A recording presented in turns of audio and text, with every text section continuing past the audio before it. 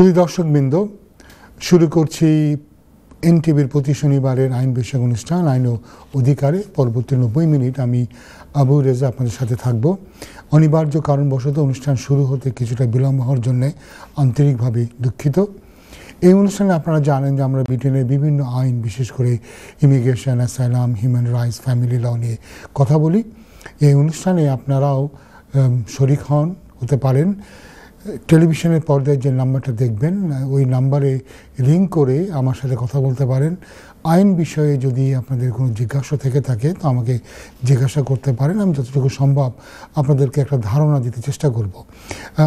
অনুগ্রহ করে মনে রাখবেন যে এই অনুষ্ঠানে আমরা যে পরামর্শ দেই এটা শুধুমাত্র একটা ধারণা দেওয়া, আর কিছুই নয়। কারণ আমরা আপনাদের কোনো কাগজপত্র দেখছি না, বা আমরা আপনাদের সাথে বসে কোনো সম্পূরক বা পরিপূরক প্রশ্ন করার সুযোগ আমাদের নাই। সুতরাং আমরা যে পরামর্শ দিই সেটাকে একটা প্রাথমিক ধারণা হিসেবে নেবেন। অভিজ্ঞ কোনো আইনজীবীর পরামর্শ ছাড়া কোনো বড় কোনো সিদ্ধান্ত আপনারা নেবেন না। যাই হোক, আশা করি যে যেখানে ছিলেন ভালোই ছিলেন। আশা করছি ব্রিটেনে তো এখন মোটামুটি বোধহয় গ্রীষ্ম বা বসন্ত যেটাই বলুন না কেন শুরু হচ্ছে। দিনকালে তাপমাত্রা বেশ অনেক উল্লেখযোগ্যভাবে বৃদ্ধি পেয়েছে, যদিও রাতে আমরা এখনও মোটামুটি একটু শীতল হাওয়া দেখছি। এই অবস্থায় কিন্তু অনেকেরই শরীর খারাপ করে, কারণ এই আবহাওয়ার যে পরিবর্তনের প্রভাব হয়। আশা করি সবাই এই ব্যাপারে সতর্ক থাকবেন। যাই হোক, আমরা অনুষ্ঠানে ফিরে আসি, মূল অনুষ্ঠানে আসি। গত 1-2 সপ্তাহ যে এখানে খুব ব্যাপক পরিবর্তন হয়েছে তা নয়। তো আমরা যেটা জানতে পেরেছি যে ইমিগ্রেশন বিভিন্ন অ্যাপ্লিকেশন ফি কিঞ্চিত বৃদ্ধি পেয়েছে। তো এ ব্যাপারে আপনারা হোম অফিসের ওয়েব পেজে গেলে আপনারা দেখতে পাবেন যে কোন কোন অ্যাপ্লিকেশনের ফি কী পরিমাণ বাড়লো। এটা আংশিক 200-300 পাউন্ড করে বেড়েছে। এটা খুব একটা অবাক হওয়ার কারণ নয়, কারণ আগে প্রায় 2-3 বছর প্যান্ডেমিকের কারণে তেমন কোনো বৃদ্ধি হয়নি। এবার কিছু বেড়েছে। যাই হোক, আমরা আরও কিছু কথা বলে আজকে যদি আমাদের সুযোগ থাকে, সময় যদি থাকে, কল যদি আমরা কম পাই, তবে আমরা একটু অ্যাপিলের প্রিপারেশান নিয়ে আমরা কথা বলবো। তো তার আগে একটু আপডেট দিই যে আমরা জানি যে নতুন পার্লামেন্ট একটা বিল আছে, যে বিল নিয়ে আমরা আগেই কথাবার্তা বলেছি। এই বিলের মাধ্যমে কিন্তু যারা ইমিগ্রেশন অ্যাডভাইজার আছেন তাদেরকে আরও কী করে কড়াকড়ি নিয়ন্ত্রণ করা যায় এ ব্যাপারে ব্যবস্থা নেওয়া হয়েছে, এবং উল্টাপাল্টা অ্যাডভাইস দিলে বা ভুল অ্যাডভাইস দিলে একটা বিরাট অঙ্কের ফাইনের কথা বলা হয়েছে। এবং এখানে আমরা যেটা দেখতে পাচ্ছি, ইমিগ্রেশন অ্যাডভাইস অথরিটি তারাও খুব কড়া হুঁশিয়ারি জারি করেছেন। একটা বিষয় এখানে একটু আমার বলে রাখতে হবে যে সবসময় যে কোনো সমস্যা হলে আমরা দেখি যে ইমিগ্রেশন অ্যাডভাইজার বা ইমিগ্রেশন লয়ারদের পিছনে লাগা হয়। এর আগে আমরা দেখতে পেয়েছিলাম যে ডেইলি মেল তারা কিছু আন্ডার কাভার জার্নালিস্টকে পাঠিয়ে বেশ কিছু লয়ারদেরকে ফাঁদে ফেলেছিলেন, এবং তারা দেখাতে চাচ্ছিলেন যে এটা ইমিগ্রেশন লয়াররাই তারা আসলে নানা ধরনের ভুল মিথ্যা ইমিগ্রেশন অ্যাপ্লিকেশনগুলো করাচ্ছেন। কিন্তু আসলে আমরা মনে রাখতে হবে যে ইমিগ্রেশন যে সিস্টেমটা দেশে চলছে, পুরো সিস্টেমটা একটা ইংরেজি ভাষায় বলতে হয় একটা ডিসফাংশনাল। এই সিস্টেমটা মোটেই ফাংশন করছে না, এবং কীভাবে কাকে কোথায় কীভাবে ভিসা দেওয়া হচ্ছে এর কোনো ব্যাপারই নাই, কোনো নির্দিষ্ট কোনো নীতিমালা নাই। আমরা দেখতে পাই যে হাজার হাজার অ্যাসাইলাম জমে আছে, তারপরে হুট করে দেখা যায় যে ঢালাওভাবে মানুষকে অ্যাসাইলাম দিয়ে দেওয়া হলো, এবং যে সমস্ত কেসগুলি আসলে কোনোভাবেই অ্যাসাইলাম পাওয়ার যোগ্য নয়, আমরা আমাদের ওকালতির সাধারণ বুদ্ধিতে আমরা মনে করি অ্যাসাইলাম পাওয়ার যোগ্য নয়, দেখা যাচ্ছে এই কেসগুলোকেও অ্যাসাইলাম দেওয়া হচ্ছে। এর ফলে কী হয়, একটা রং মেসেজ ছড়ানো হয়। যাই হোক, আমরা আবার এখানে ফিরবো। একজন কলার যুক্ত হচ্ছেন, কলারের সাথে কথা বলে নিই। হ্যালো কলার। আসসালামু আলাইকুম ভাইয়া, ভালো আছেন ভাই? ওয়ালাইকুম আসসালাম, ভালো আছি, আপনি ভালো? জি আলহামদুলিল্লাহ ভাই, ভালো আছি। তো আমার 2টা কোয়েকশন ছিল ভাই। তো আমি কোয়েকশন শেষে আপনি আমার আনসার গুলা দিলে তখন আমি টিভির ভলিউম বাড়ায়া তারপরে আমি শুনবো আপনার কথাগুলা ভাইয়া, প্লিজ। জি আপনি বলেন, আস্তে আস্তে বলেন। হ্যাঁ, আমার কোয়েকশন হচ্ছে ভাই, আমার ওয়াইফ গত 3 সপ্তাহ আগে রিফিউজি স্ট্যাটাস পেয়েছেন। আমার ওয়াইফ এবং আমার একটা বেবি আছে 10 মাসের। তো ওনাদের অ্যাসাইলাম গ্রান্ট হয়ে রিফিউজি স্ট্যাটাস পেয়েছেন। তো আমার এর আগে ছিল অ্যাসাইলাম, ওনার আগে ছিল আমার অ্যাসাইলাম। তখন আমার ওইটা অ্যাসাইলাম রিফিউজ হওয়ার পরে আমি আপার ট্রাইব্যুনালে ওইটা ইয়ে করি, তো এখনো পেন্ডিং চলতেছে। ইভেন আমার 20 ইয়ার্স হয়ে গিয়েছিল ওনার ফাইনাল ইন্টারভিউ হওয়ার আগে। তো তখন আমি ওই 20 ইয়ার্সের গ্রাউন্ডে আমি আমার অ্যাপ্লিকেশন সাবমিট করেছিলাম হোম অফিসে ফি দিয়ে। ওটা তখন আমি সুপার প্রায়োরিটি ফিও দিয়েছিলাম 1000 পাউন্ড এক্সট্রা দিয়ে ইয়ে করেছিলাম। তো তখন আমার ওই বেবির তারা ওই বার্থ সার্টিফিকেট আর ওই আপনার রেড বুক নিয়েছিল। আর আমার ওয়াইফের ফাইনাল ইন্টারভিউ পরে তারা রিকোয়ারমেন্ট ছিল যে উনি ম্যারেজ সার্টিফিকেট আর ওই আপনার রেড বুক ম্যারেজ সার্টিফিকেট আর বাচ্চার বার্থ সার্টিফিকেট ওটা দেওয়ার জন্য। তো ওই ফাইনাল ইন্টারভিউ দেওয়ার পরে তারা 1 সপ্তাহের মধ্যে ওনাকে আপনার রিফিউজি স্ট্যাটাস দিয়ে দিছে। তো ওখানে আমারও কোয়েকশন ছিল, ওনারা কোয়েকশন করেছিল যে ওনার সাথে কি আমি থাকি। তখন বলছেন যে হ্যাঁ আমার হাজবেন্ড থাকে। তো হাজবেন্ডের নাম কি, তো হাজবেন্ডের নাম সহ ডেট অফ বার্থ সহ আমার সবকিছু নিচ্ছে তারা। তো এখন আমার কথা হচ্ছে ভাই, উনি যে স্ট্যাটাসে পেয়েছেন, তো ওই স্ট্যাটাসে ওই গ্রাউন্ডে আমার কি কোনো অপরচুনিটি আছে কিনা যে আমি ওই গ্রাউন্ডের মধ্যে পড়ে আমি ওই ওনার স্ট্যাটাসের মধ্যে আমি ডিপেন্ডেন্ট হতে পারবো। যেটা আমার তো 20 ইয়ার্সের ওইটাও অ্যাপ্লিকেশন করা, তো ওইটাও এখনো কিছুই জানায়নি। শুধু জানাইছে 1 ইয়ার লাগতে পারে, ওইটা শুধু একটা ইয়ে দিছে। 1 ইয়ার মধ্যে তারা ওইটা ডিসিশন নেয় না। আর সুপার প্রায়োরিটি যেটা দিয়েছে এখন 1000 পাউন্ড দিচ্ছে, ওইটা আবার ফেরতও দেয়নি। তো এটাই আমি জানতে চাইছি ভাই। আশা করি আমার সবগুলো কথাগুলো বুঝতেছেন এবং বুঝতে পারছেন। জি, আমরা আমরা আমরা একটা আজানের বিরতিতে যাচ্ছি। বিরতির পর ফিরে এসে আমি আপনার প্রশ্নের জবাব দেব। ততক্ষণ থাকুন আমাদের সাথে। বিরতির আগে আমরা একজনের প্রশ্ন নিচ্ছিলাম। তিনি যেটা জানতে চেয়েছেন যে তার স্ত্রী তিনি রিফিউজি স্ট্যাটাস পেয়েছেন, তার একটা বাচ্চাও আছে। এখন তিনি তার ডিপেন্ডেন্ট হিসেবে কী ধরনের লিভ পেতে পারেন। আরও জানতে চেয়েছিলেন যে তার একটা 20 ইয়ার্সের 20 বছরের লং রেসিডেন্সের কেস আছে এবং সেটা এখনও ডিসাইডেড হয়নি। তো ওনার জ্ঞাতার্থে জানাচ্ছি যে এটা অবশ্যই সম্ভব, উনি ওনার ওয়াইফের ডিপেন্ডেন্ট হওয়া এটা সম্ভব, এবং এ সম্পর্কে সমস্ত ইনফরমেশন দিয়ে ওনাদের যে ম্যারেজ সার্টিফিকেটটা দিয়ে এবং একসাথে যে বসবাস করছেন তার প্রুফ, এবং এর সাথে তার ওয়াইফের একটা স্টেটমেন্ট। ওয়াইফ কনফার্ম করবে যে আমরা একটা সম্পর্কে আসি, আমি কতদিন ধরে আসি সেটা নিয়ে ওয়াইফ, এবং আমরা একসাথে থাকতে চাই। এবং তাদের যে সন্তান, সে সন্তানের পিতাও তিনি এরকম এই মর্মে একটা স্টেটমেন্ট দেবেন, এবং বাচ্চার বার্থ সার্টিফিকেট সব কিছু দিয়ে জমা দিলে উনি ভিসা পেয়ে যাবেন। ওনার ওয়াইফের যতদিন ভিসা আসে ততদিন পর্যন্ত ভিসা পাবেন। ওনাকে হয়তো রিফিউজি স্ট্যাটাস দেবে না, কিন্তু একটা ডিপেন্ডেন্ট হিসাবে লিমিটেড লিভ উনি পাবেন। আবার উনি কিন্তু নিজের রাইটে উনি আবার 20 বছরের অ্যাপ্লিকেশন করেছেন, সেই অ্যাপ্লিকেশনেও কিন্তু উনি ভিসা পেতে পারেন। যদি ওনাকে তারা রিফিউজির ডিপেন্ডেন্ট হিসাবে ভিসা দেয়, তবে আর তাকে ওই লং রেসিডেন্সের ভিসাটা আর তারা দেবে না, কনসিডার করবে না। সেক্ষেত্রে যেটা হতে পারে সেটা হয়তো ওনাকে তারা ফিটা ফেরত দিতে পারে। তো এটা নিয়ে অবশ্যই ওনার লয়ারকে লিখতে হবে, লয়ারকে বলতে হবে যে ওনাকে যেন রিফিউজি ডিপেন্ডেন্ট হিসাবে ওনাকে ভিসা দেওয়া হোক, এবং যে ফি দেওয়া হয়েছে FLRP অ্যাপ্লিকেশনের যে ফি এবং যে IAS হেলথ সারচার্জ, সেটার জন্য পয়সাটা তাকে ফেরত দেওয়া হোক। যাই হোক, আশা করি উনি ওনার প্রশ্নের জবাবটা পেয়ে গেছেন। আমার মতে উনি অবশ্যই রিফিউজি লিভ পেতে পারেন, উনি রিফিউজির ডিপেন্ডেন্ট হিসেবে থাকতে পারেন, ভিসা পেতে পারেন। তবে এটা মোস্ট প্রবাবলি এটা হবে লিমিটেড লিভ, ওনাকেও তারা রিফিউজি স্ট্যাটাস দেবে না। এর মানে হচ্ছে এই, যেখানে ওনার ওয়াইফের দেশে যেতে একটা প্রতিবন্ধকতা আছে, উনি যদি বাংলাদেশে যান বা বাংলাদেশ রাষ্ট্রের প্রোটেকশন নেন, তবে উনি রিফিউজি স্ট্যাটাস হারাবেন, কিন্তু উনার ডিপেন্ডেন্ট হিসেবে বাংলাদেশে যেতে কোনো বাধা নাই।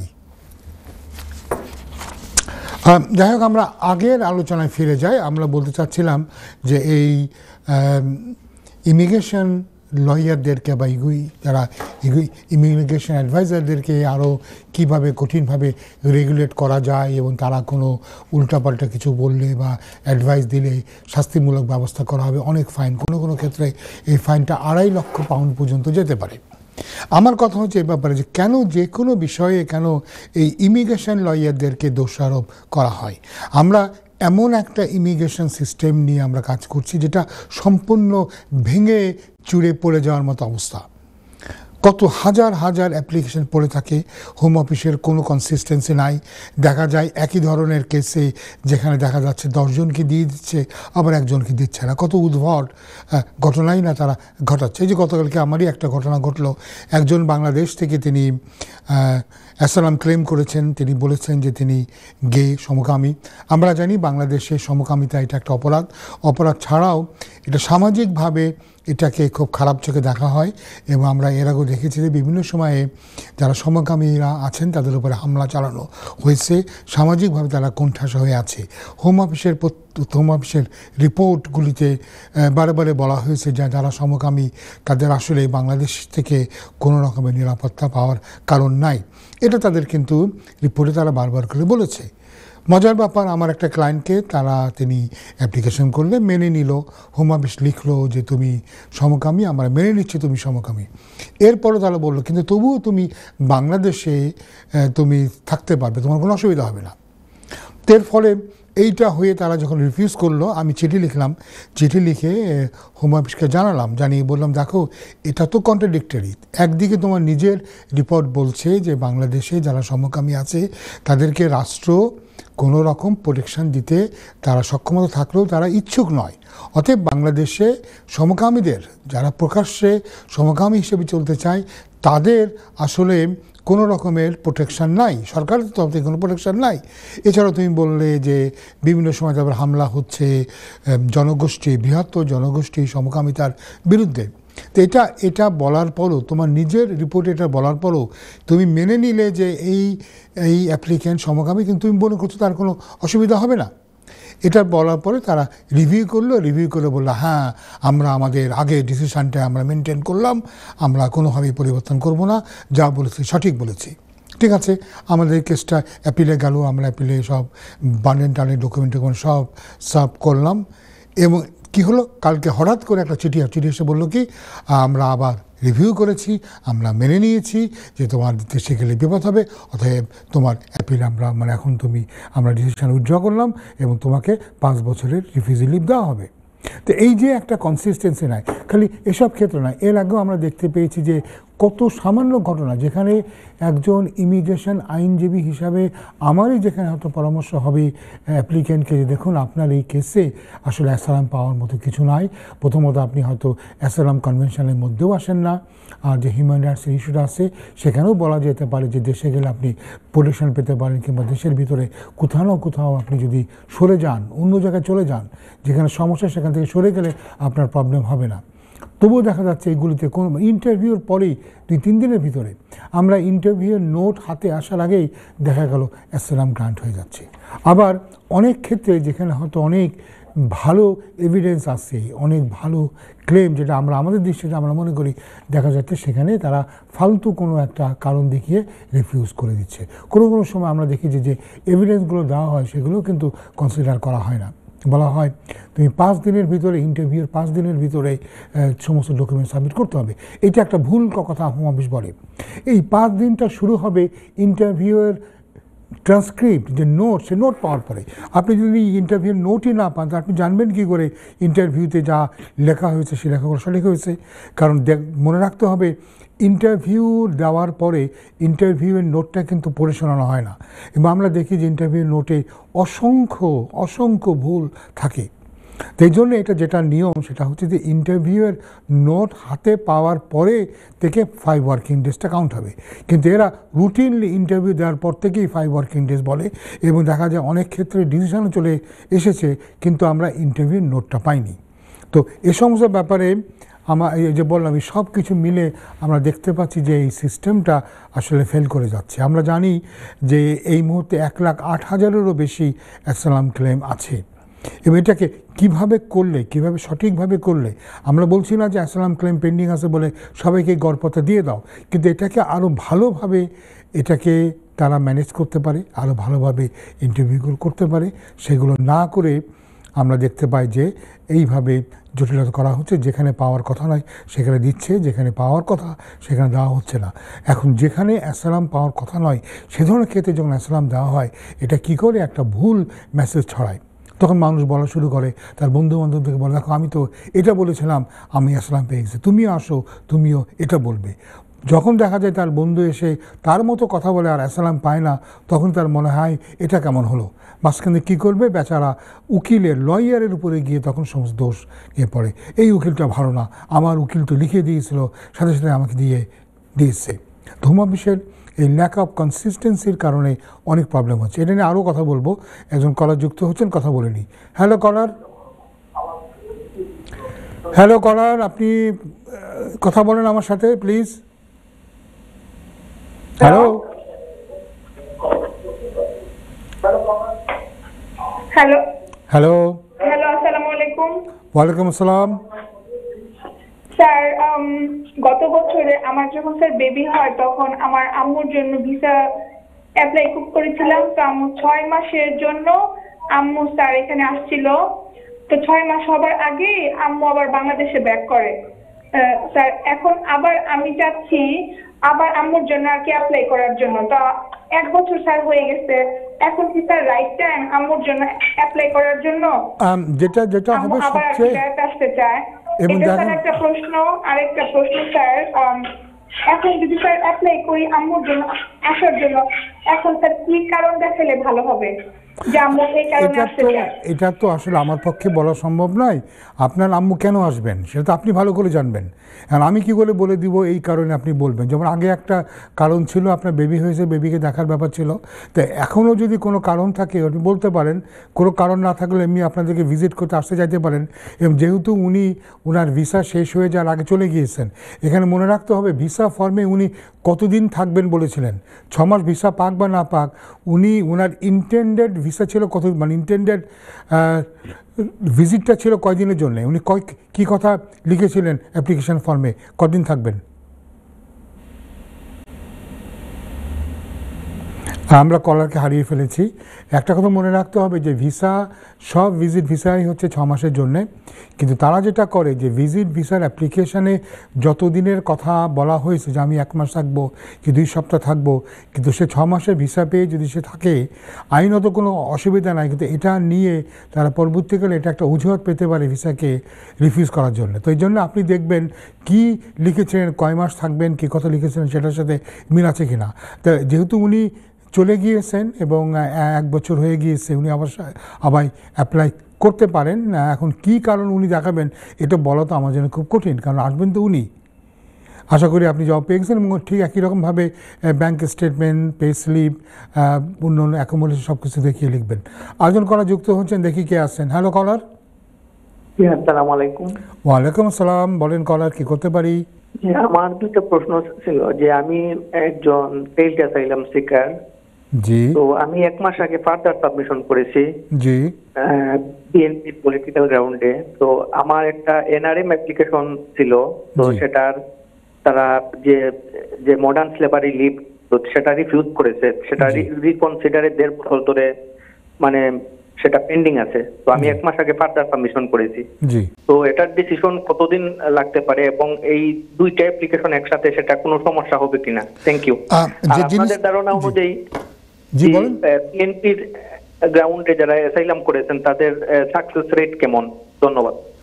যেটা ভাইয়া একটা সাকসেস রেট আমরা যেটা একটু আগে যেটা বলার চেষ্টা করেছিলাম, হোম অফিস তাদের একটা আননোন পলিসির কারণে ব্যাকলগ খালি করার জন্যে আমরা দেখেছি 2023-24-এ প্রচুর অ্যাসাইলাম গ্রান্ট করেছে। আমি একটা স্ট্যাটিস্টিক দিতে পারি, ওভারঅল খালি বাংলাদেশ নয়, সারা পৃথিবীর যত অ্যাপ্লিকেন্ট আছে সব কিছু মিলায়ে 2023-এ আমরা দেখতে পাচ্ছি যে 67% অ্যাসাইলাম গ্রান্ট হয়েছে। এটা কিন্তু এ যাবৎ সর্বোচ্চ রেকর্ড।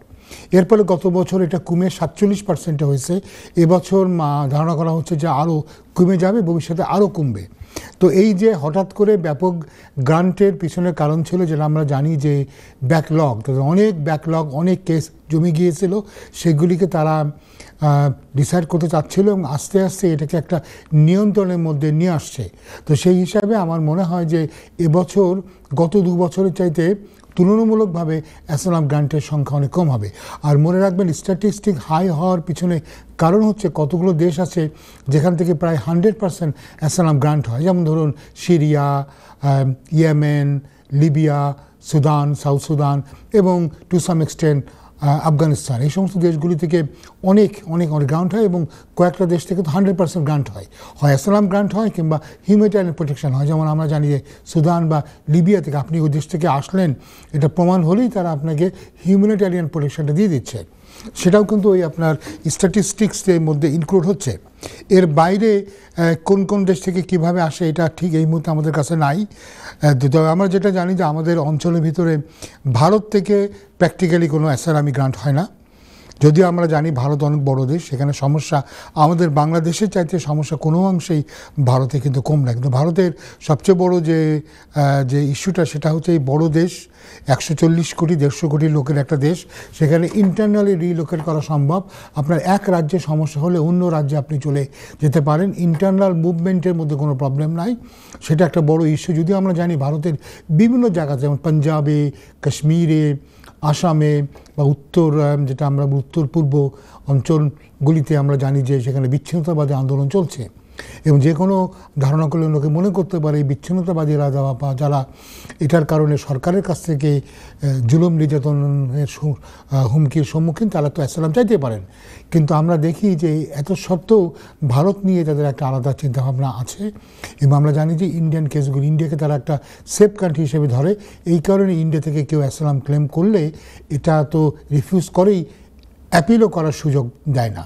আর আমরা নতুন যে আইনটা পার্লামেন্টে আসে, এই আইনটা পাস হলে যেটা হবে, ইন্ডিয়া থেকে ভারত থেকে অ্যাসাইলাম ক্লেমই গ্রহণ করা হবে না। ভারত, জর্জিয়া, আলবেনিয়া এই সমস্ত দেশ থেকে কোনো অ্যাসাইলাম ক্লেম গ্রহণ করা হবে না।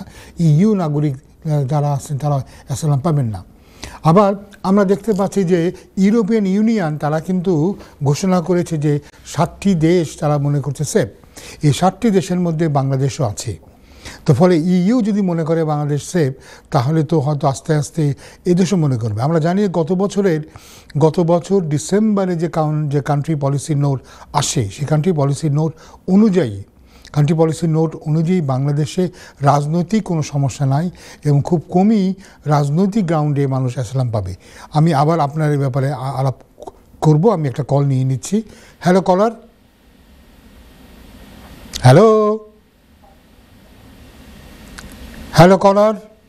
কলার কি লাইনে আছেন? মনে হচ্ছে কলারকে হারিয়ে ফেলেছি। তো আমি আলোচনাতে আবার ফিরে যাচ্ছি। তো যেটা হতে পারে, যেটা আপনি যদি কি ধরনের ক্লেম আপনার, সেটার পরে ডিপেন্ড করবে এবং অবশ্যই কান্ট্রি পলিসি নোট তারা দেখবে। এবং আপনার যেহেতু আগে একটা ক্লেম আপনার রিফিউজ হয়েছে, আপনি বোধহয় অ্যাপিল রাইটও এক্সস্ট করে এসেছেন। তো এখন প্রশ্ন হবে যে আপনার ক্লেমটা এটা কি সত্যিকার অর্থে ফ্রেশ ক্লেম কিনা। কলার মনে হয় ফিরে আসলেন, দেখি কথা বলি তার সাথে। হ্যালো কলার। হ্যালো, আসসালাম। কলার যদি একটু জোরে বলেন আমার জন্য সুবিধা হতো। আমি লাইফ ইন্ডিকে দিতে পারছি না অসুখের দরুন,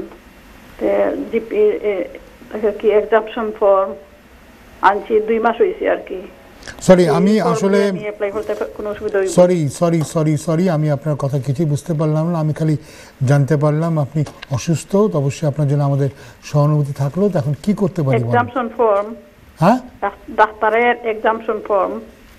আমি কিসের জন্য এক্সাম্পশন? আপনি কি দিবেন? আপনি লাইফ ইন্ডিকে দিতে পারি নাই। দিতে পারেন নাই? হ্যাঁ, কিসের জন্য? মানে অ্যাপ্লিকেশনটা কি জন্য? সেটেলমেন্টের জন্য নাকি ব্রিটিশ সিটিজেনশিপ? ব্রিটিশ সিটিজেনশিপের লাগে। জি, হ্যাঁ। ডাক্তারের এক্সাম্পশন ফর্ম আনছি আর কি, 2 মাস হইছে। এটা দিয়ে অ্যাপ্লাই করতে কোনো অসুবিধা হইব না? এখানে অসুবিধার কোনো কথা নয়। অসুবিধা হচ্ছে যে তারা যদি মনে করে, এবং ডাক্তারের যে রায়, সে রায়তে যদি ডাক্তার মনে করে আপনার অসুস্থতার কারণে আপনার পক্ষে লাইফ ইন দ্য ইউকে টেস্টটা দেওয়া সম্ভব নয়, তো সেক্ষেত্রে তারা আপনাকে এক্সাম্পশন দিতে পারে। কিন্তু এটা দিলেই যে এটা হবে এটা অটোমেটিক নয়। জি, 2 মাস হয়েছে এক্সাম্পশন ফর্ম আনছি। তো এটা দিয়ে অ্যাপ্লাই করতে কোনো অসুবিধা হইব না না, আমি তো অসুবিধার কিছু না, কথা হচ্ছে যে এটা দিলে আপনি পাবেন কিনা, পাওয়া না পাওয়া তো এটা আপনার হাতেও নয় তাদের। তারা যদি মনে করে যে আপনার যে সমস্যাটা আছে সেই সমস্যাটা এমন যে এটার জন্য আপনার এক্সামশন পাওয়া উচিত, তাহলে তারা আপনাকে দেবে।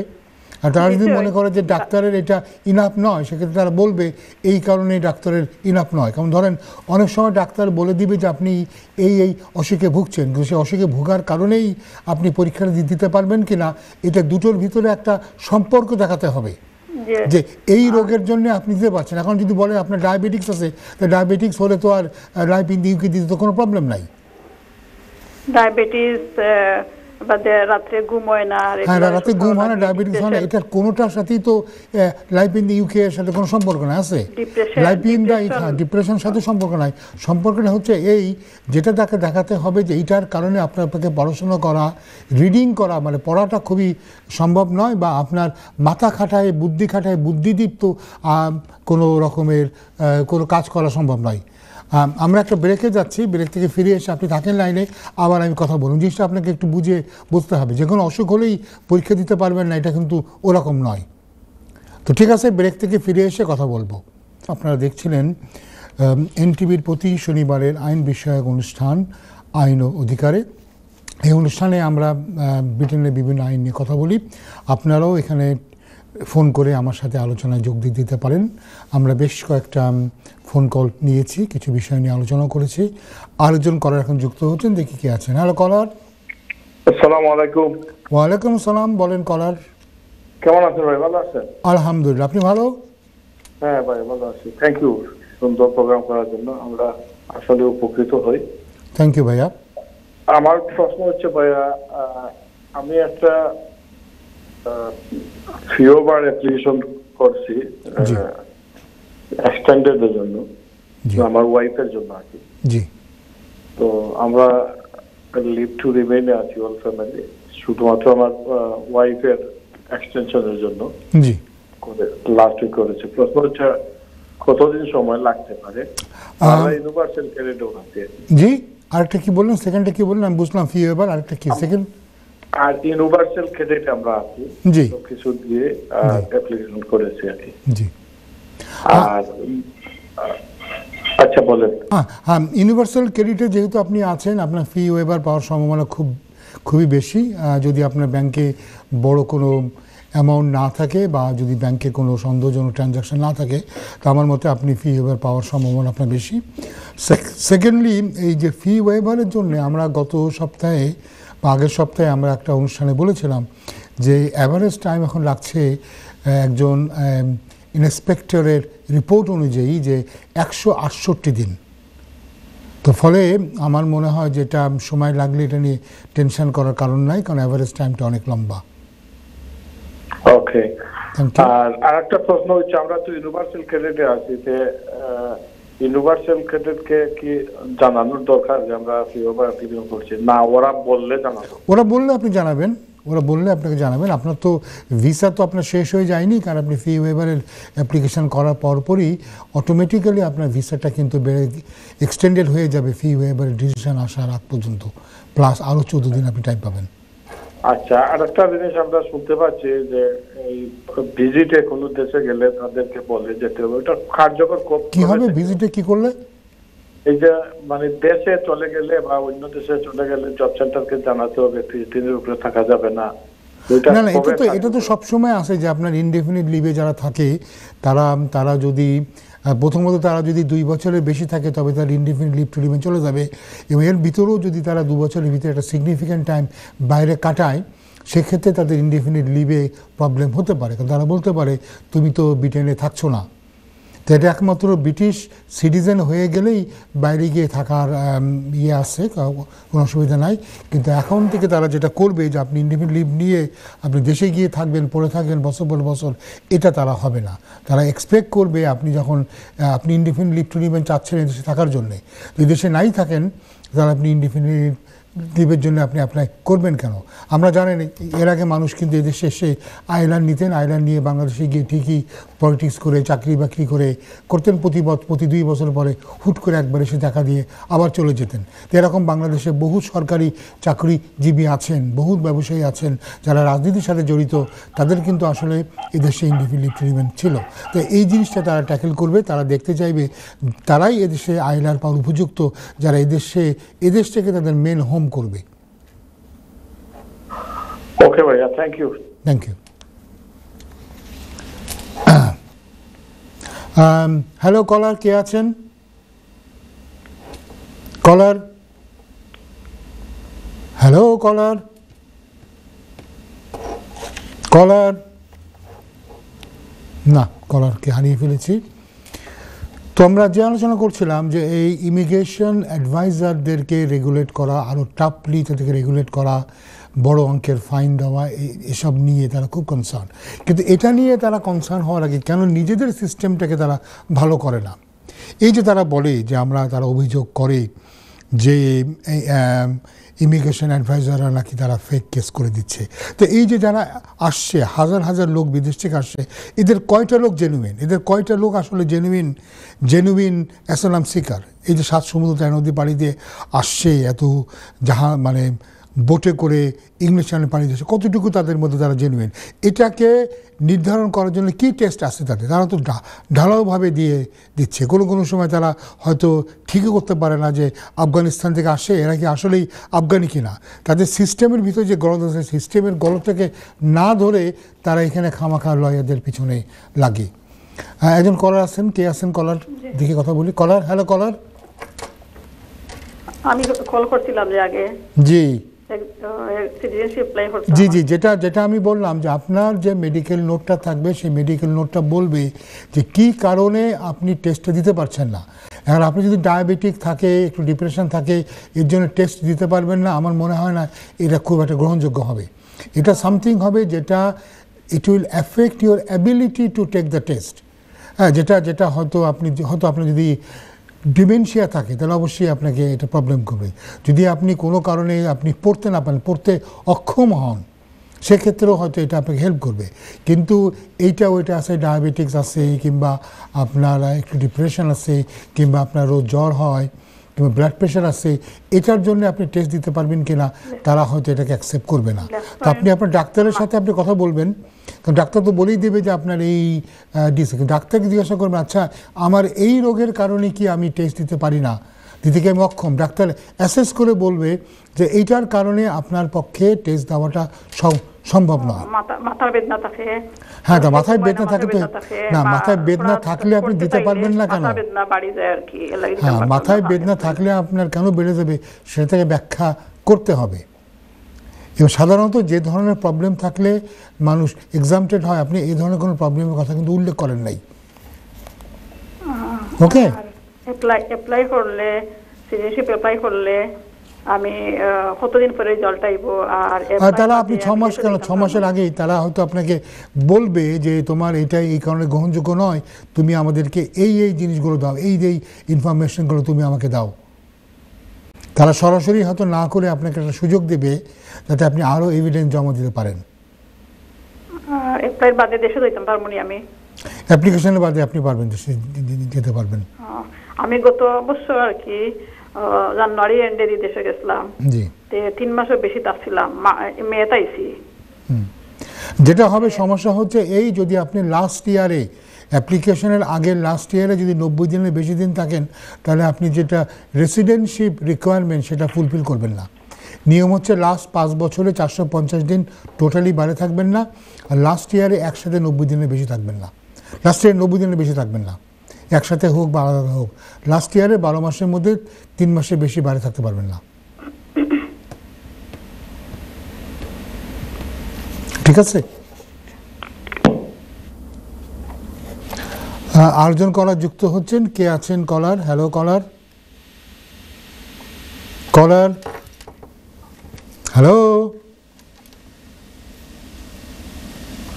হ্যালো কলার, হ্যালো কলার, না, কলারকে হারিয়ে ফেলেছি।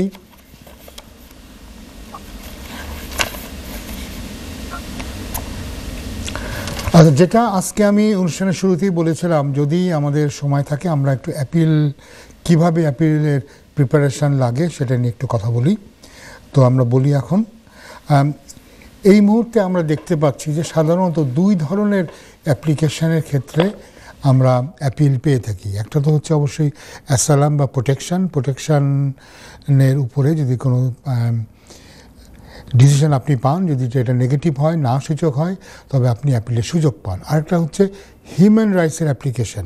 হিউম্যান রাইটস অ্যাপ্লিকেশন সবসময় আপনাকে অ্যাপিলের সুযোগ দিয়ে থাকে, যদি না সার্টিফিকেট। এটা সম্ভব অ্যাসাইলাম এবং হিউম্যান রাইটস দুটিতে সার্টিফিকেট হতে পারে। সার্টিফিকেট নিয়ে একটু পরে কথা বলবো।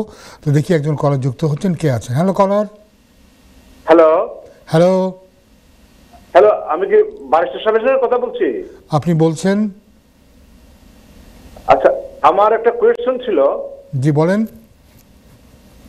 আমার কোয়েশ্চেনটা হলো কি যে আপনার ওই যে একজন লোক কয়টা পাসপোর্ট রাখতে পারে? ধরেন আমি বলতেছি কি, বাংলাদেশের পাসপোর্ট, ব্রিটিশ পাসপোর্ট এবং ইউরোপিয়ান পাসপোর্ট, এই তিনটা পাসপোর্ট কি বৈধভাবে রাখতে পারবে? আপনি যখন আসেন তখন খালি একটা পাসপোর্টই আপনাকে শো করতে হবে। আপনাকে তিনটা পাসপোর্টই আপনার শো করার কোনো রিকোয়ারমেন্ট নাই, একটা পাসপোর্টই আপনি শো করবেন। যদি আপনি বাংলাদেশে পাসপোর্ট ইউজ করেন তাহলে সেক্ষেত্রে আপনাকে ভিসার দরকার পড়বে। ব্রিটিশ পাসপোর্ট হলে তো কোনো ভিসার প্রয়োজন হচ্ছে না। আর ইইউ পাসপোর্ট হলে আপনাকে হয়তো কোনো কোনো ক্ষেত্রে আপনাকে হয়তো এন্ট্রিতেই ভিসা নেওয়া লাগতে পারে। না, আমি বলছি এটা, আমি শুনতেছি অনেকে বলতেছে বাংলাদেশের আইনে নাকি তিনটা পাসপোর্ট রাখার কোনো ইয়ে নাই। আপনাকে কে বললেন এই সুখবরটা? আপনাকে কে দিলেন ভাইয়া? সরি, এই আমাদের দেশের লোকই বলতেছে অনেকে যে বাংলাদেশের আইনে নাকি তিনটা পাসপোর্ট রাখার নিয়ম নাই। হ্যাঁ, বাংলাদেশের আইন অনুযায়ী 1000 পাসপোর্ট রাখলেও কোনো এটা নিয়ে কোনো ভুল কি কিছু নাই। ব্রিটিশ আইনেও কোনো প্রবলেম নাই। যে সমস্ত দেশে একাধিক পাসপোর্ট রাখা যায় না তার মধ্যে চায়না, ইন্ডিয়া, সৌদি আরব এগুলো অন্যতম। বাট বাংলাদেশে কোনো রকমের বাধা বিপত্তি নাই। প্রশ্ন হচ্ছে কোন পাসপোর্ট নিয়ে আপনি বাংলাদেশে যাবেন। বাংলাদেশের পাসপোর্ট নিয়ে বাংলাদেশে গেলে ভিসা লাগবে না। অন্য যে কোনো দেশের পাসপোর্ট নিয়ে গেলে আপনাকে হয় নো ভিসা রিকোয়ার্ড স্টাম্প কিংবা অন অ্যারাইভাল ভিসা আপনাকে নিতে হবে। জি জি, ঠিক আছে, ঠিক আছে। আপনাকে অনেক অনেক ধন্যবাদ, অনেক মূল্যবান পরামর্শের জন্য। Thank you. Thank you.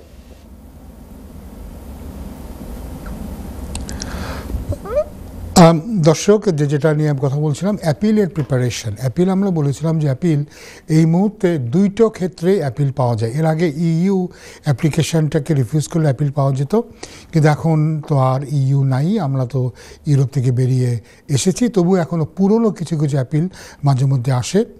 তো যাই হোক, এটা বাদ দিলে আমাদের যে অ্যাপিল আছে অ্যাসাইলাম, প্রোটেকশন এবং হিউম্যান রাইটসের ক্ষেত্রে আপনি অ্যাপিল পেতে পারেন। তো অ্যাসাইলাম বা হিউম্যান রাইটসও কিন্তু অ্যাপিল আপনাকে নাও দিতে পারে যদি কোনো কারণে হোম অফিস আপনাকে সার্টিফিকেট দিয়ে বলে যে আপনার এই ক্লেমটা, এই অ্যাসাইলাম ক্লেমটা বা হিউম্যান রাইটস ক্লেমটা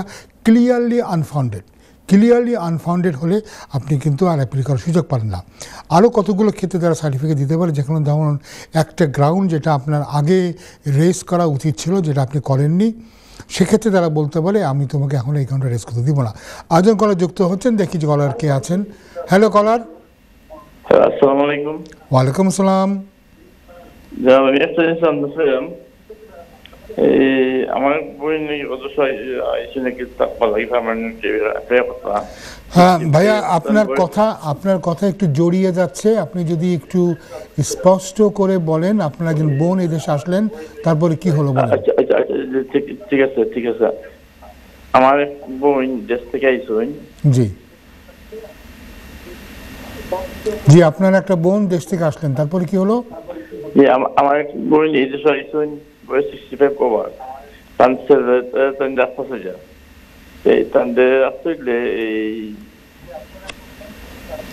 ভাইয়া, আপনি যে কোনো কারণেই হোক আপনার গলার খাত খুব নিচে নেমে যাচ্ছে, আমরা ঠিক বুঝতে পারছি না। এটা বুঝলাম আপনার একটা বোন এদেশে এসেছেন, তারপরে আসলে আমরা কিছুই আর বুঝতে পারিনি।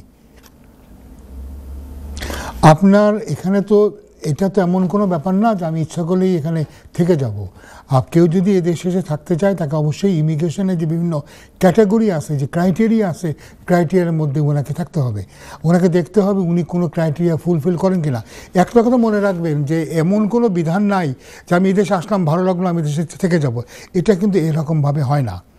আপনি যেটা বলতে পারেন না যে আমি এখানে আসলাম, সুন্দর লাগছে দেশটা, থেকে যাই, এখানকার ওয়েদার ভালো, এখানকার চিকেন অ্যান্ড চিপস ভালো, এখানকার অনেক রকমের মিষ্টি মন্ডা পাওয়া যায়, দামি দামি গাড়ি দেখা যায়, এটা বললে হবে না। একটা কারণ থাকতে হবে।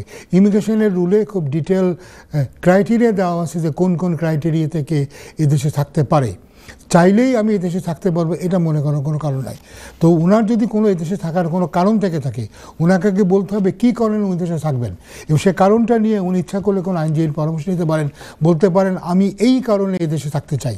তখন সে আইনজীবী তাকে বলবে আসলে এই কারণে এদেশে থাকা যাবে কিনা, থাকা গেলে তার কী কী ধরনের রিকোয়ারমেন্ট লাগে। কোনো কোনো ক্ষেত্রে ফাইন্যান্সিয়াল রিকোয়ারমেন্ট লাগে, কি বলে অ্যাকোমোডেশন লাগে, অন্যান্য অনেক কিছু লাগে। তো সেগুলো ওনাকে দেখতে হয়। এমনি সাধারণভাবে কেউ এদেশে এসে চাইলেই থাকতে চায় বা আমি আমার আত্মীয়কে রেখে দিতে পারি, এরকম কোনো নিয়ম নাই। আপনি হয়তো যে কোনো অ্যাপ্লিকেশন করতে পারেন, ওই ধরনের অ্যাপ্লিকেশনগুলো হয়তো আপনার রিফিউজ হয়ে যাবে। আপনি অবশ্যই কোনো অভিজ্ঞ আইনজীবীর পরামর্শ নেবেন। মনে রাখতে হবে একবার কোনো মিনিংলেস অ্যাপ্লিকেশান করলে ওনার ইমিগ্রেশন হিস্ট্রিটা খারাপ হয়ে যাবে। পরবর্তীকালে উনি এদেশে আবার আসতে চাইলে ওনার ভিসাটা হয়তো রিফিউজ হবে।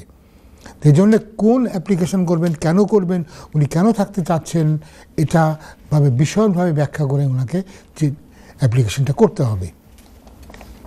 আশা করি আপনি এই ব্যাপারটা বুঝতে পেরেছেন। এখানে চাইলেই এদেশে আসছি, চলে যাব না, থাকতে চাইবো, এটা বললেই এদেশে থাকা যায় না। এটা এই ধরনের কোনো ব্যবস্থা এদেশে নাই। এদেশে কেন, কোনো দেশেই এই ধরনের কোনো ব্যবস্থা নাই। তো আমরা ফিরে যাচ্ছি আমাদের যে অ্যাপিল প্রিপারেশনের কথা বলছিলাম। তো আমরা বললাম যে কোনো ক্ষেত্রে অ্যাসাইলাম ক্লেম হলেও, হিউম্যান রাইটস ক্লেম হলেও কিন্তু অ্যাপিল করার সুযোগ পাওয়া যায় না। কেন পাওয়া যায় না? কারণ হোম অফিস সার্টিফিকেট দিয়ে বলতে পারে এটা ক্লিয়ারলি আনফাউন্ডেড। সার্টিফিকেট যদি দিয়ে দেওয়া হয় সেক্ষেত্রে কী হয়?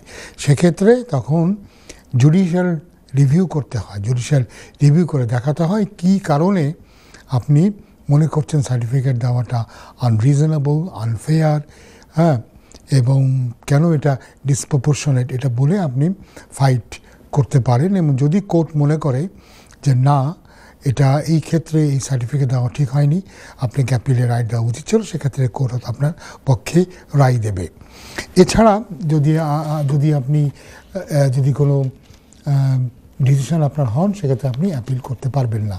আপনি চাইলেই যে অ্যাপিল করতে পারবেন তা না, অ্যাপিলের প্রভিশন থাকতে হবে ওই ধরনের কেসের ক্ষেত্রে। ইয়েস, এটাও সম্ভব যে কোনো ক্ষেত্রে যেখানে হয়তো অ্যাপিল পাওয়া উচিত, কোনো কারণে অ্যাপিল হোম অফিস দেয় না, সেক্ষেত্রে আপনি অ্যাপিল লজ করে কোর্টে গিয়ে আর্গুমেন্ট করতে পারেন যে এক্ষেত্রে আমার অ্যাপিল পাওয়া উচিত ছিল।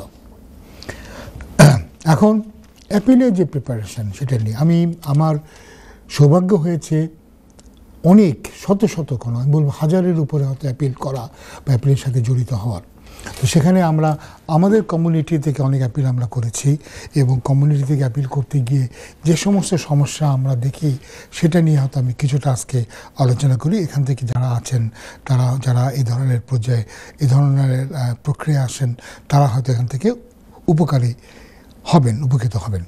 যেমন ধরুন, আপনি যখন অ্যাপিল করছেন তো অবশ্যই সম্ভব হলে ভালো কোনো আইনজীবীর পরামর্শ নেবেন, এবং আপনাকে যেটা করতে হবে, আপনাকে ভালো করে আপনার ডিসিশন লেটারটা পড়তে হবে, দেখতে হবে কী কারণে আপনাকে তারা না করলো। যদি অ্যাসাইলাম হয় তবে দেখতে হবে কী কারণে তারা আপনাকে ক্রেডিবল মনে করলেন না, বা যদি তারা আপনাকে ক্রেডিবল মনে করে কিন্তু মনে করছে যে দেশে গেলে আপনি প্রোটেকশন পাবেন, তাহলে আপনাকে দেখাতে হবে এটার কাউন্টার এভিডেন্স বা কাউন্টার আর্গুমেন্ট আপনার থাকতে হবে। যেটাকে আমরা বলি, আপনি যে স্টেটমেন্টটা করবেন এটাকে আমরা বলি রিবাটাল স্টেটমেন্ট। তো হোম অফিস যেখানে বলছে যে এই কারণে তোমাকে বিশ্বাস করা যায় না, এই কারণে তুমি ইনকনসিস্টেন্ট, এই কারণে তুমি একবার বলেছো এই, আরেকবার বলেছো এই, তো সেই সমস্ত ক্রেডিবিলিটি পয়েন্টগুলো আপনি অবশ্যই তুলে ধরবেন, বলবেন যে না, আমি আসলে এটা মিন করেছি। আমরা দেখেছি যে অনেক ক্ষেত্রেই আমাদের যারা কমিউনিটি থেকে থাকেন এরা কিন্তু এই ব্যাপারে যত্নবান না। যা খুশি একটা হোম অফিসে গিয়ে বলে আসে, পরে মনে করে উকিল তো একটা লাগাই দেবো, উকিল তো আমার ঠিক করে দেবে, এটা কিন্তু নয়। আর আরেকটাও জিনিসটা যেটা আমরা দেখেছি যে যারা একটা উকিলের কাছে কেস দিয়ে কিছু পয়সা ফেলে দিয়ে মনে করে আমার তো উকিল আছে, আমার কিছু করা লাগবে না। মনে রাখবেন, আপনি খালি একটা কেস, আপনার নিজের কেস নিয়ে আপনি খালি ভাবছেন, আপনার উকিল হয়তো হাজারো কেস নিয়ে ভাবছে। ফলে আপনি যেমন সারাদিন দিন রাত 24 ঘন্টা একটা কেস নিয়ে মাথা ঘামাচ্ছেন, উকিল কিন্তু শত শত কেস নিয়ে মাথা ঘামাচ্ছে, এবং সেই উকিলের কাছে আপনি কিন্তু শত শত কেসের একটি কেস। এটা মনে রাখবেন। ফলে গরজটা আপনার, যে আমরা বলি প্রোঅ্যাক্টিভ হওয়া, লিডটা আপনি নেবেন আর আপনি আপনার লয়ারের সাথে কোঅপারেট করবেন। একজন কলার বুঝে যুক্ত হচ্ছেন, দেখি কে আছেন। হ্যালো কলার। হ্যালো কলার। জি আসসালামু আলাইকুম ভাইয়া। ওয়ালাইকুম আসসালাম, বলেন ভাইয়া কি করতে পারি? আমি আপনার প্রথম কলটা ফার্স্ট কলার ছিলাম। জি। তো ওই যে 20 ইয়ার্স এর ওইটা যে আপনি বলেছিলেন আমারে, আর ওই যে আমার ওয়াইফ আপনার অ্যাসাইলাম গ্রান্ট হয়েছিল, যে আনসারটা দিয়েছিলেন। জি। ওইটা ওই যে ডিপেন্ডেন্টের লাস্ট কথাটা আমি ক্লিয়ার হতে পারিনি। ওই যে বলেছিলেন যে 5 ইয়ার্স পরে তখন আর এই স্ট্যাটাস থাকবে না, মানে আমার আমি যেটা বলতে চাচ্ছি যে আপনি তার ডিপেন্ডেন্ট হিসাবে আপনি ভিসা পেতে পারেন, কিন্তু সেটার অর্থ এই না যে তারা আপনাকে রিফিউজি ভিসাই দিবে, আপনাকে তারা লিমিটেড লিভ দেবে। এবং যেটা সাধারণত করে, আপনার ওয়াইফের যতদিন পর্যন্ত ভিসা আসে ততদিন পর্যন্ত ভিসাটাকে এক্সটেন্ড করে দিবে।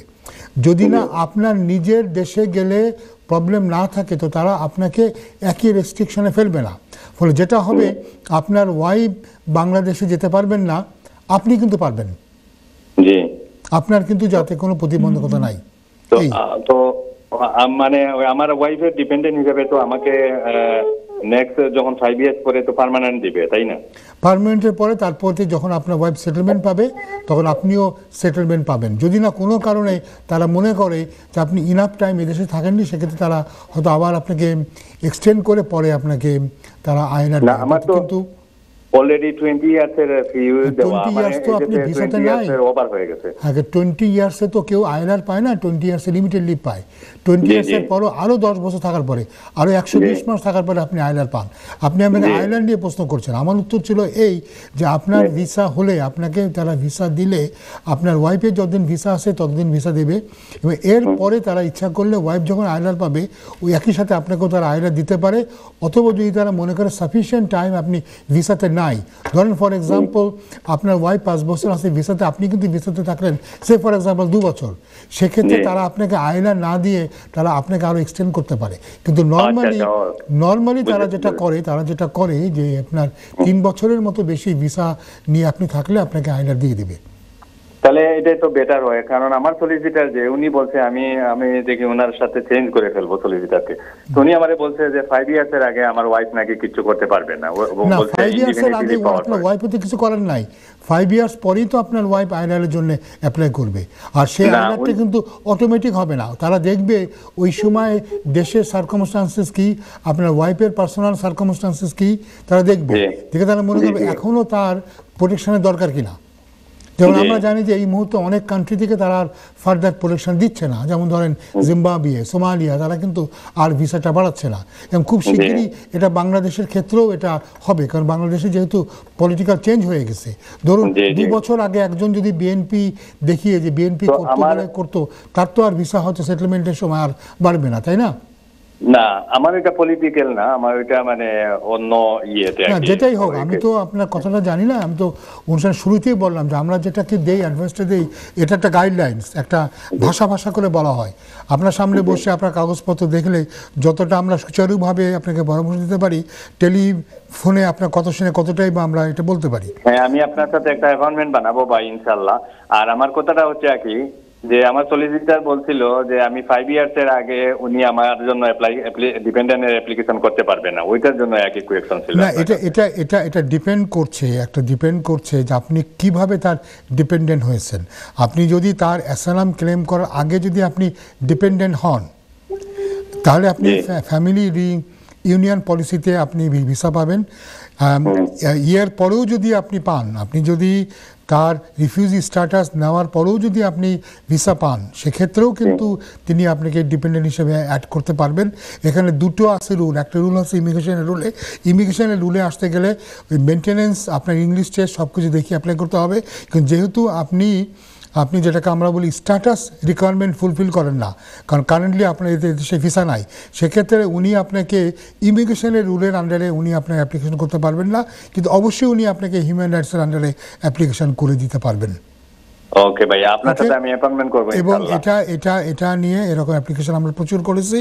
এটা আপনি মনে করেন আপনার যেহেতু বাচ্চা আছে, আপনার ভিসা পাওয়ার সম্ভাবনা আছে, যদিও তারা ওইরকম এমনও একজন টেলিভিশন ফোন করে বলেছিলেন যে তাকে নাকি বলেছিল তুমি বাচ্চা নিয়ে চলে যাও বাংলাদেশ। আমার মনে হয় এটা নিয়ে অ্যাপিল করলে, ফাইট করলে এটা হবে। এটা একটা সম্পূর্ণ অযৌক্তিক, আনফেয়ার, আনরিজনেবল অ্যাটিটিউড হোম অফিসের। এই ধরনের কেসে হোম অফিস অবশ্যই হারবে।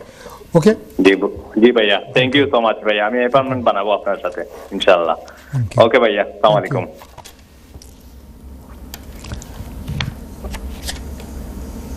নেন, হ্যাঁ, আরেকজন কলার বুথে যুক্ত হচ্ছেন, হয়তো বা এটাই আজকে আমাদের অনুষ্ঠানের শেষ কল। হ্যালো কলার। হ্যালো, আসসালামু আলাইকুম। ওয়ালাইকুম আসসালাম। কলার বলেন, কি করতে পারি আপনার জন্য? স্যার, জি, আমার এখন জিনিস লাস্ট টাইম আপনার লগে আমি শেয়ার করছিলাম, আপনারা 3 জন যে আসলা ঈদর আলো, জি, আমার এক মাগনার যে শেয়ার কোম্পানি হয়েছিলাম, তারা ইন্টারভিউ নিছে, এখন জানাইছে যে কোম্পানি বন্ধ, কোম্পানি তারা চান না, তারা এটা ক্যান্সেল করে লেছে। জি, বুঝছেন নি? জি, হ্যালো, হ্যাঁ শুনছি, এখন বলেন, এখন আপনার প্রশ্ন ঠিক আমি বুঝতে পেরেছি। যে কোম্পানি হয়েছে এটা ক্যান্সেল করে লেছে, জি, নয়াভাবে যদি কাজ দেওয়া যায়, কাজ গিয়া এরা আইতে পারবো, এরা না না, তারা কি অলরেডি এই দেশে আছে নাকি বাংলাদেশে? 1.5 বছর হয়ে গেছে, 1.5 ইয়ার। তারা কি আগে হাজবেন্ড ওয়াইফ জলা আওয়াজ আইতো ডিফেন্ডার, ওলা জয় দিব নি না একলা খালি সিঙ্গল দিব মনে করো? প্রথম কথা হচ্ছে যে এই মুহূর্তে বাইরে থেকে কেয়ার ওয়ার্কার আনার ব্যাপারে একটা রেস্ট্রিকশন আছে, কারণ দেশে ইংল্যান্ড ওয়েলসে আমরা এই মুহূর্তে 39,000 কেয়ার ওয়ার্কার দেখছি যারা সারপ্লাস, তাদের কোনো কাজ নাই। সেই জন্যে এখনকার নিয়ম অনুযায়ী কোনো কেয়ার কোম্পানি যদি কোনো কেয়ার ওয়ার্কার রিক্রুট করতে চায়, তবে তাদেরকে দেশে যে 39,000 ওয়ার্কার অলরেডি আছে এখান থেকে রিক্রুট করতে হবে। তো ফলে এই মুহূর্তে হুট করে বাংলাদেশ থেকে রিক্রুট করা যাবে না। যদি সেই কেয়ার ওয়ার্কাররা, সেই কেয়ার কোম্পানি এদেশ থেকে রিক্রুট করতে ব্যর্থ হয়, তাহলেই সে একমাত্র বাইরে গিয়ে রিক্রুট করতে পারবে। আশা করি বুঝতে পেরেছেন আপনি। যাই হোক, আমরা অনুষ্ঠানে একদম শেষ পর্যায়ে চলে এসেছি। আমরা কিছু আপডেট দিলাম এবং কিছু আমরা কথা বললাম। বেশ কয়েকজন কলার তারা নানা ধরনের তাদের টেনশন নিয়ে কথা বলছেন, অনেকের ক্ষেত্রে একটু কনফিউশনও আছে। আমরা যেটা নিয়ে আজকে কথা বললাম সেটা হচ্ছে যে এই যে অ্যাসাইলাম সিকারের ডিপেন্ডেন্ট হওয়ার ব্যাপারে, এই ব্যাপারে বিস্তারিত কথা হয়েছে আমাদের। আরও আমরা কথা বলেছি কেউ যদি শারীরিক অসুস্থতার কারণে লাইফ ইন দি ইউকে না দিতে পারেন, সেটা আমরা ব্যাখ্যা করেছি যে অসুস্থতা এমন হতে হবে যেটার কারণেই লাইফ ইন দি ইউকে দিতে পারছে না। তো যাই হোক, আমরা আজকের মতো এখানেই ইতি টানি। আপনাদের সাথে আবার আমার দেখা হবে 2 সপ্তাহ পরে।